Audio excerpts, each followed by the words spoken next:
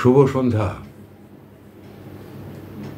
আজকে বাজে কথা চেনা বার্তার আরেকটি এপিসোড। এই এপিসোডে আমি আজকেরও প্রবক্তা এবং উপস্থাপক হিমাদ্রি বন্দ্যোপাধ্যায় আপনাদেরকে স্বাগত জানাই। আজ কাহিনীর দিন। গতদিন আমার কন্যার রচিত কাহিনী আপনাদেরকে শুনিয়েছিলাম, রিটার্ন গিফট। আজ আমার কাহিনীর দিন। কাহিনী শুরু করি। যামিনী রঞ্জন বাবু 10 বছর হল তার ব্যাংকের চাকরিতে ইস্তফা দেননি, অবসর নিয়ে ছুটির জীবন যাপন করছেন। প্রচণ্ড পরিশ্রম করেছেন ব্যাংকের চাকরিতে। আজ ছুটি উপভোগ করতে তাঁর বেশ ভালো লাগছে। প্রথম 6 থেকে 7 বছর তিনি বেশ এক বিনোদনের বাতাবরণে এই অবসর জীবন কাটিয়েছেন। সকালবেলা ঘুম থেকে উঠতেন, খুব সকালে চা বানাতেন, চা ফ্লাস্কে ঢেলে রেখে স্ত্রীকে কোনো অসুবিধে না করে নিঃশব্দে গেটে তালা মেরে তিনি চলে যেতেন প্রাতঃভ্রমণে। সেখানেই তিনি প্রাতঃভ্রমণ করে ব্যায়াম সারতেন, ব্যায়াম সেরে বাড়ি ফিরে আসতেন। বাড়ি ফিরে এসে তখন স্ত্রীকে চা দিতেন এবং দুজনে চা পান করতেন। তারপর এটা ওটা কাজকর্ম, স্ত্রীকে নানা কাজে সাহায্য করা, এইসব করে সময়টা কাটত।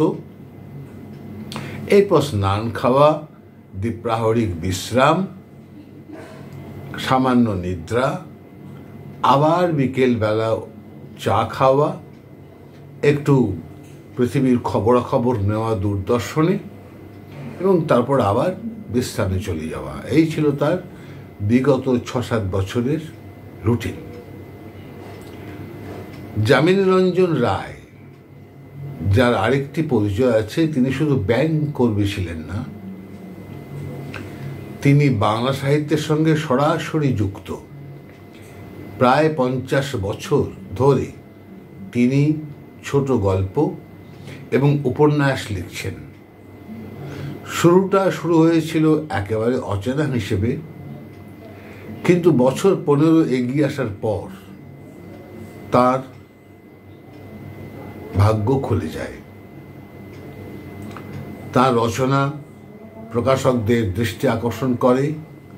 বিভিন্ন পত্রপত্রিকা, বাণিজ্যিক পত্রপত্রিকা তার দৃষ্টি আকর্ষণ করে এবং তার লেখা প্রকাশিত হতে শুরু হয়। ফলে যামিনী রঞ্জন বাবুর পেনশন ছাড়াও, চাকরি করাকালীন মাইনে ছাড়াও আরেকটি উপার্জন এখান থেকে আসতো, সেটা মন্দ নয়। আজও তিনি লেখেন না এমন নয়, তবে তার প্রায়শই মনে হয় আর বেশি লেখা ঠিক নয়। তিনি বুঝতে পারছিলেন তার রচনার যে শৈলীর ধার তা কমে যায়নি, কিন্তু বিষয়গত এক দুর্বলতা তাকে গ্রাস করছে। একটা সীমা তো মানুষের থাকে। বিদেশে যারা বড় বড় লেখক সাহিত্যিক, তারা তো এত সংখ্যক লেখা কখনো লেখেননি। 5টা, 6টা, 7টা, 8টার বেশি রচনা তারা করেননি। ওইটিই তারা বিখ্যাত। সে অন্য প্রেক্ষাপট। তো এই 7-8 বছর পর অবসর জীবনে তার হঠাৎ মনে হয়, মাথার মধ্যে একটা কথা আসে যে যারা আমার বইপত্র কেনে তাদেরকে তো আমি চিনি না, তাদের সঙ্গে পরিচয় করলে কেমন হয়। যখন প্রথম তার উপন্যাস ছাপা হয়ে বেরোয়, উপন্যাসের নাম ছিল ঊষর মাটি। সেই উপন্যাস যখন ছাপা হয়ে বেরোয়, বই মেলায় প্রকাশক তাকে আমন্ত্রণ জানান 3 দিন, যে আপনি 3 দিন আসবেন, আপনি এখানে 3 থেকে 4 ঘন্টা বসবেন, যারা বইপত্র কিনবে তারা লেখকের অটোগ্রাফ বইতে পছন্দ করেন, আপনি অটোগ্রাফ দেবেন। 3টি দিন, তারপর আপনার ছুটি। সেই সময় থেকে পরপর কয়েকটি বই মেলায় তিনি গিয়েছেন এবং তার বিভিন্ন বইয়ের ক্রেতাদেরকে অটোগ্রাফ দিয়েছেন। শুধু দেননি, যাদেরকে তিনি অটোগ্রাফ দিয়েছেন তাদের নাম, ঠিকানা, যোগাযোগের ফোন নম্বর সব লিখেছেন একটি ডায়েরিতে। এটা আর কোনো লেখক করেন কিনা জানা নেই, কিন্তু যামিনী রঞ্জন বাবু তাই করতেন এবং সেই ডায়েরিটি তার কাছে মজুদ আছে।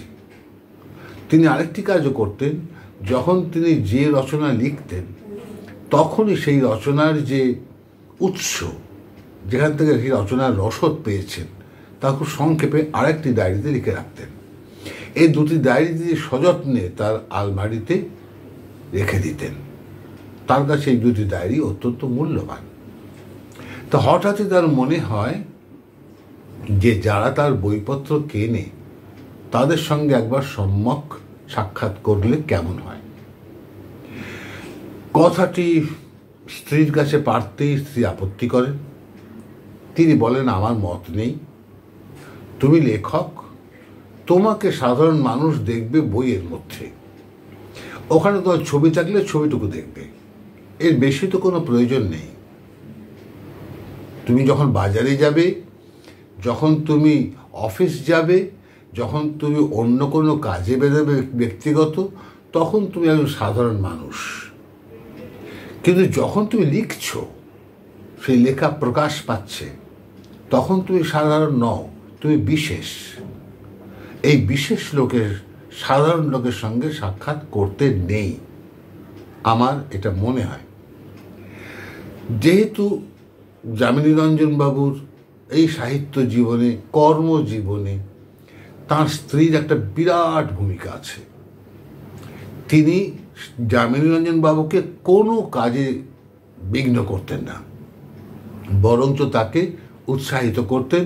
সমস্ত সংসারের জোয়াল নিজের কাঁধেই নিয়ে নিয়েছিলেন। ফলে স্ত্রীর এই কথাকে তিনি ফেলতে পারেননি।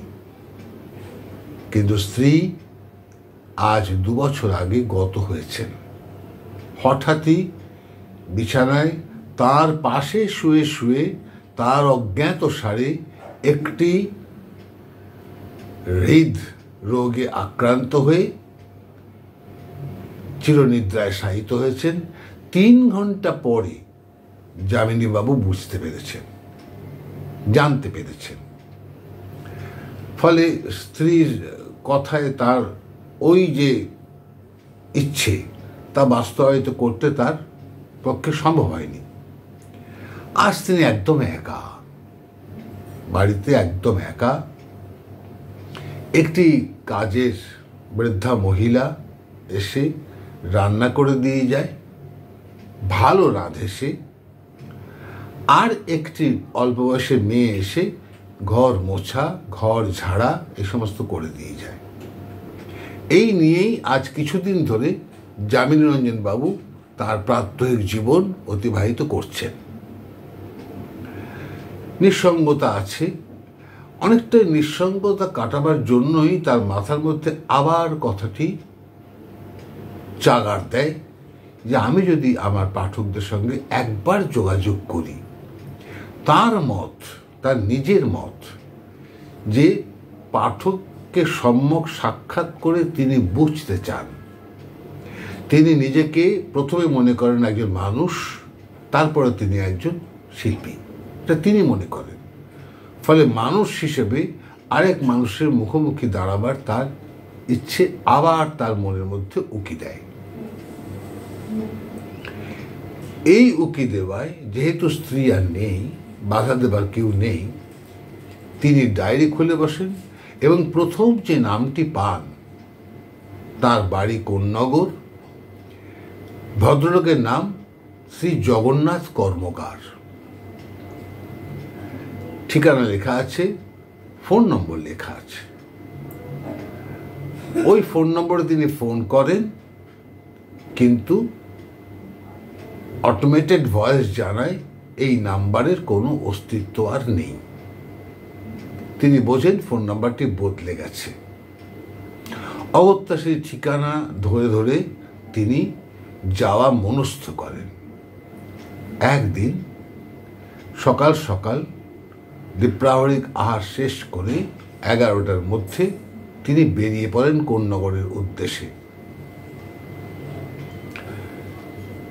স্টেশন থেকে রিক্সা নিয়ে ঠিকানা ধরে মানুষকে জিজ্ঞাসা করে খুব সহজেই তিনি শ্রী জগন্নাথ কর্মকার মহাশয়ের বাড়ি পেয়ে যান এবং গিয়ে অবাক হন যে বাড়িটিতে দোতলায় এবং তিনতলায় তিনি থাকেন ওটি তার নিজের বাড়ি।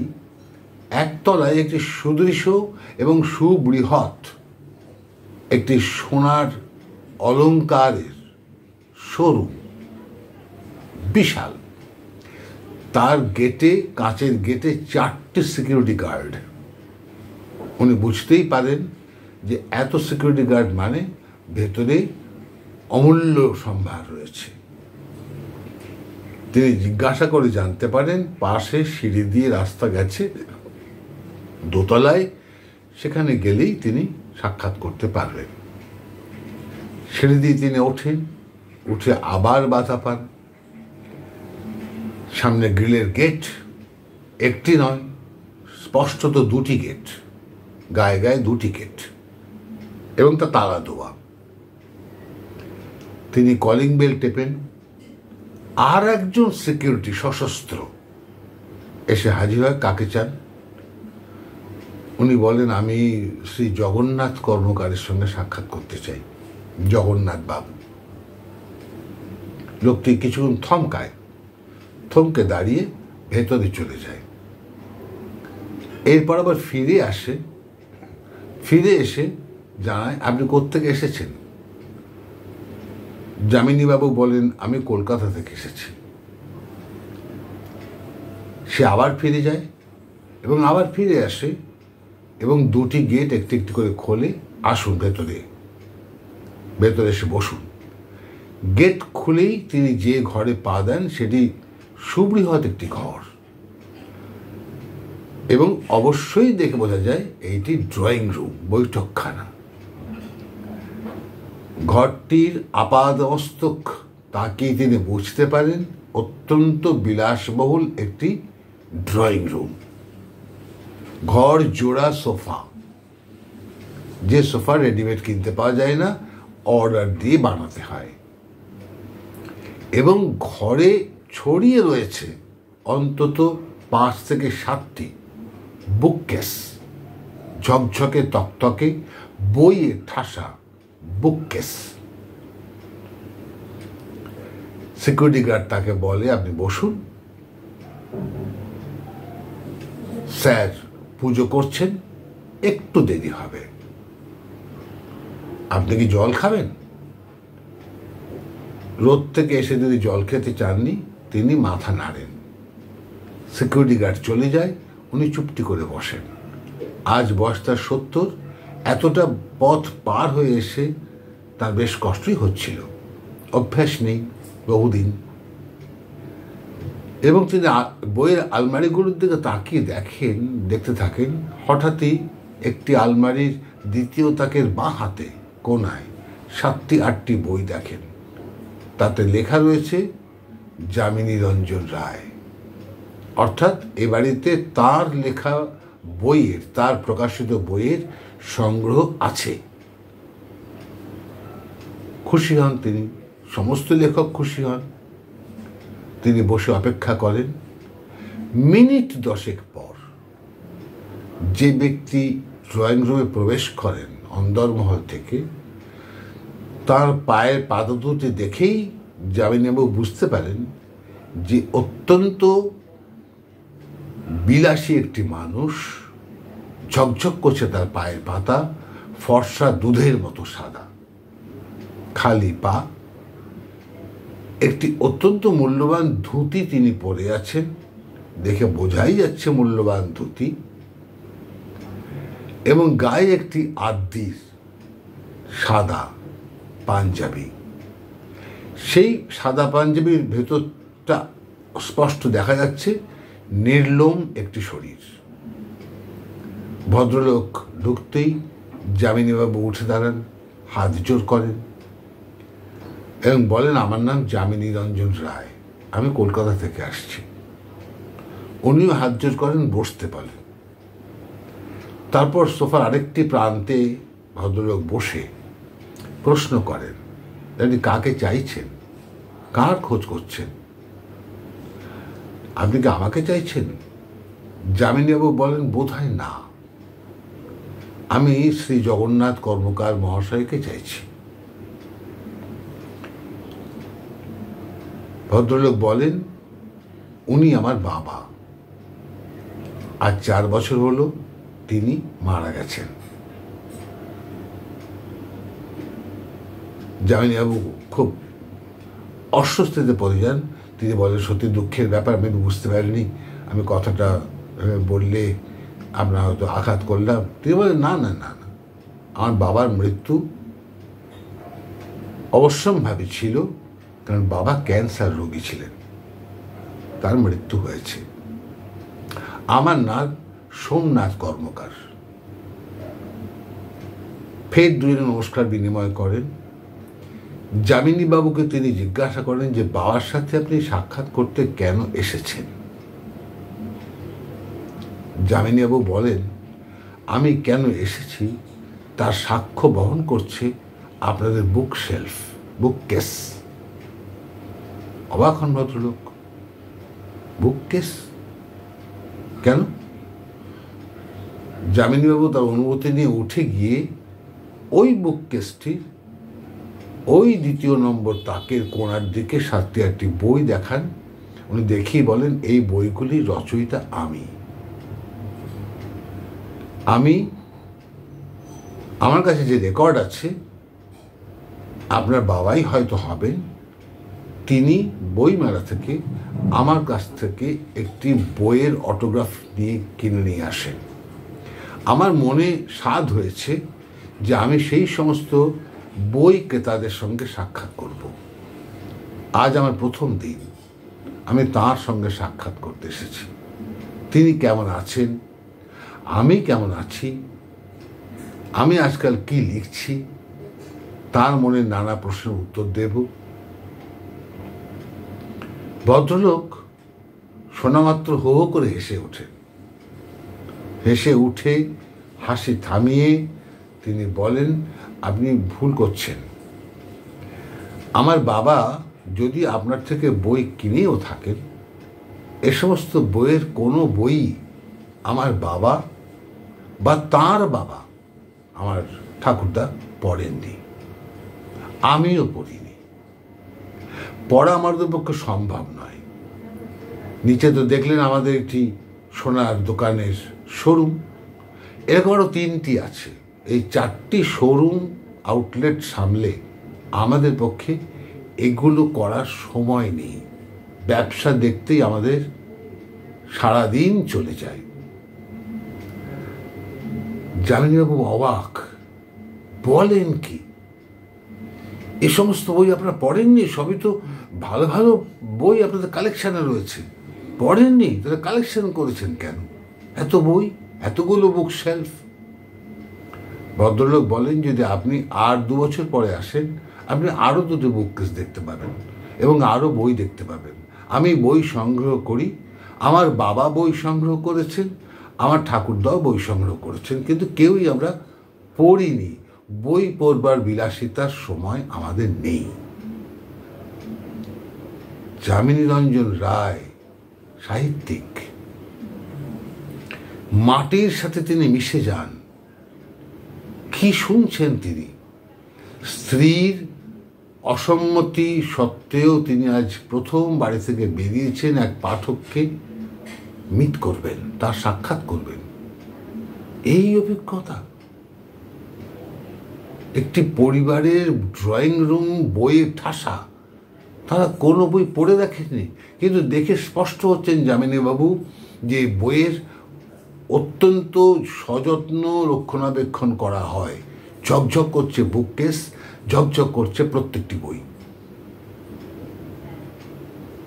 তখন তার কৌতূহলী চোখ দেখে সোমনাথ কর্মকার বলেন, আপনি অবাক হবেন না, আমার ঠাকুরদার বাবা তিনি ছিলেন মাস্টারমশাই, আমরা ছিলাম দরিদ্র, আর আমার ঠাকুরদা তার বাবা মারা যাবার পর সোনার কাজ শেখেন। তার সোনার কাজ শিখবার নেশা ছিল। আমার ঠাকুরদার বাবা তার ছেলেকে বলে যান একটি কথা, যে জীবনে যে পেশাই তুই অবলম্বন করিস, তোর আর্থিক অবস্থা যাই হোক, মনে রাখবি বাজার থেকে বই সংগ্রহ করবি, গল্পের বই, উপন্যাস ইত্যাদি সংগ্রহ করবি, আর বুক কেসে সাজিয়ে রাখবি তোর বৈঠকখানা ঘরে। যদি মানুষের সম্মান পেতে চাস, হয়তো এমন কোনো পেশায় তুই নিযুক্ত হবি যার সম্মান তোকে কেউ দেবে না। তোর হয়তো অর্থ অনেক হতে পারে, কিন্তু সম্মান তুই পাবি না। কিন্তু যে ড্রয়িং রুমে প্রবেশ করবে একদিন, সে দেখেই বুঝতে পারবে এই পরিবারটি উচ্চ রুচির পরিবার। সম্মান পাবি, সমীহ পাবি। আমার ঠাকুরদা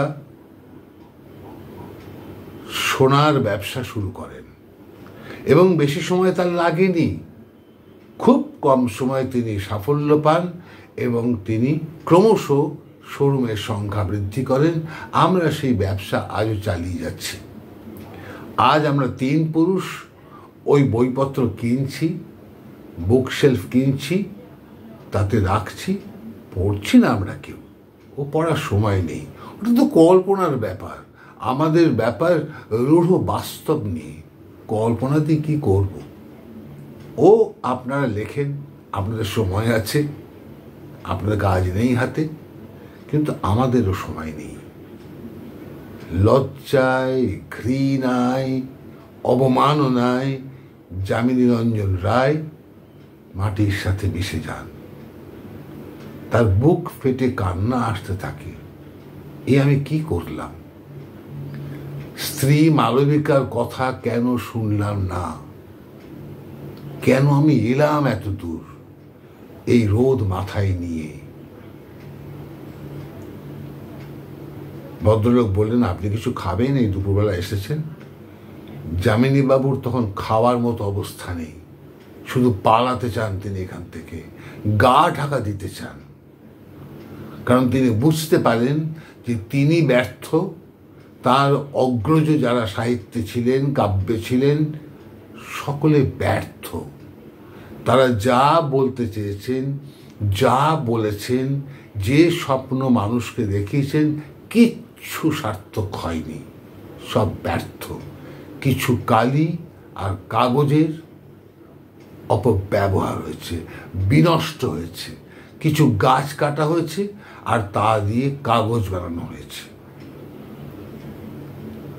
মনে মনে তিনি প্রতিজ্ঞা করেন, যথেষ্ট সাহিত্য রচনা হয়েছে, আর নয়, আর কোনো সাহিত্য আমি রচনা করব না। মূল্যহীন আজকের জগতে আমাদের সাহিত্য রচনা। মনে মনে তিনি বলেন, হা রবীন্দ্রনাথ, তুমি কোথায় জন্মেছিলে? তারপর যেন দুর্দার তিনি ওখান থেকে বেরিয়ে আসেন, সিঁড়ি বেয়ে নেমে আসেন। পড়ে যাননি, পড়ে যাওয়ার মতন তার অবস্থা হয়েছিল। এমনি বছর 70 বয়স, তারপর এই অপমান। বাড়ি থেকে বেরিয়ে একটু এগিয়ে এসে রিক্সা স্ট্যান্ড পড়বে, তিনি রিক্সা ধরতে যাবেন, কিন্তু তার আগে তার মনে হয়েছে আমার একটু কোথাও বসা দরকার, তাহলে তো মাথা ঘুরে আমি পড়ে যাব। হঠাৎই দেখেন ডান দিকে একটি ছোট্ট মাঠ, হয়তো বাচ্চারা এখানে খেলে। সেখানে 3-4টি গাছ, সেই গাছেরই একটি ছায়াতে তিনি চুপ করে বসেন এবং তার খুব হু হু করে কাঁদতে ইচ্ছে হয়, কিন্তু কাঁদতে তিনি পারেন না, কারণ কাঁদা তার অভ্যেস নয়। চুপ করে বসে থাকেন। পকেট থেকে সিগারেট কেস বের করে একটি সিগারেট ধরান। সিগারেট টানার সঙ্গে সঙ্গে যেন ধরে একটু প্রাণ আসে, দম ফেলার সুযোগ হয়। উঠে গিয়ে রিক্সা স্ট্যান্ডে রিক্সা ধরে স্টেশন যাবেন এমনই উদ্যোগ নিচ্ছেন।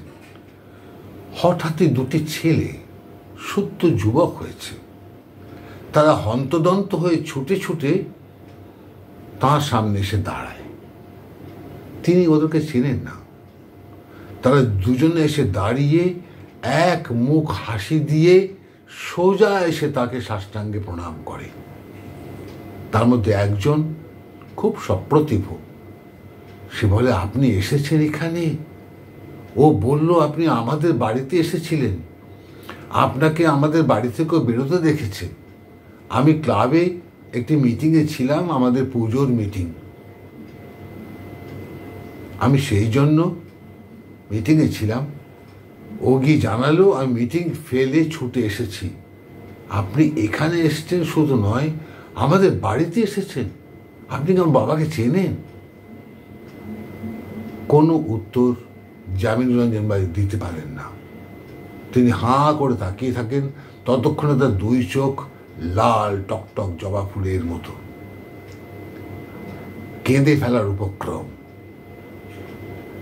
ছেলে দুটি বলে, আমরা দুজনে আপনার রচনার অন্ধ ভক্ত। আপনার লেটেস্ট বইটিও আমরা পড়েছি, বন্যী শিখা। অপূর্ব। আমরা আপনার মতো লিখতে পারার স্বপ্ন দেখি, পারি না। আপনাকে মাথায় করে রেখেছি।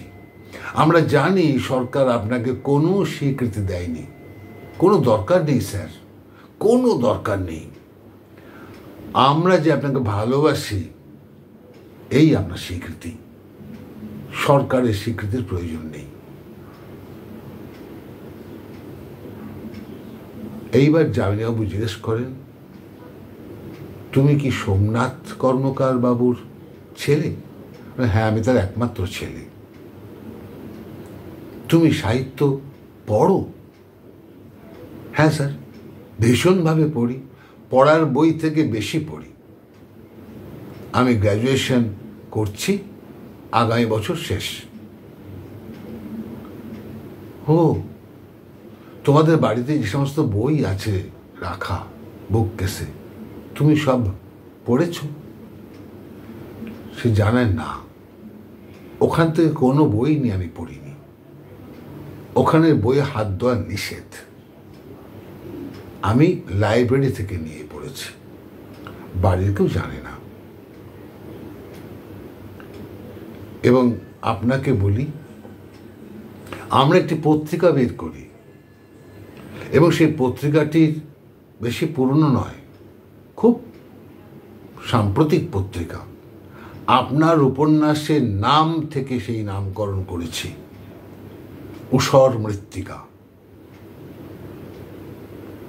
আমরা লিখি, কবিতা সংগ্রহ করি, গল্প সংগ্রহ করি।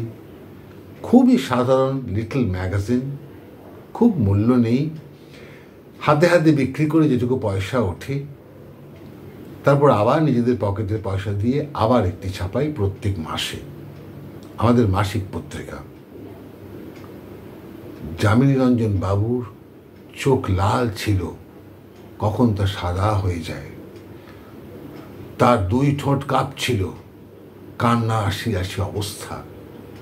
কখন তা সরে গিয়ে এক মুখ হাসি বেরিয়ে আসে।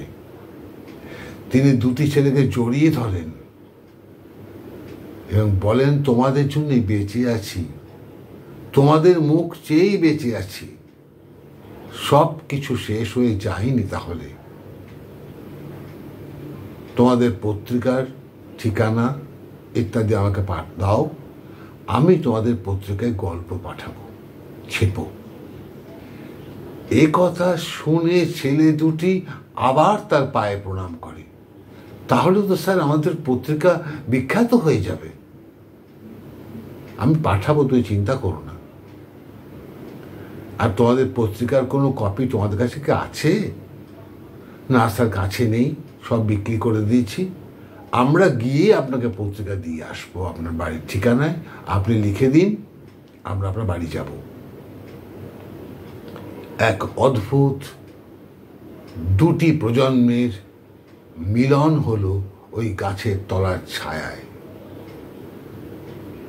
যে যামিনী রঞ্জন রায়ের বুক ঊষর মাটি হয়ে যাচ্ছিল, তা যেন আবার উর্বর হয়ে উঠল।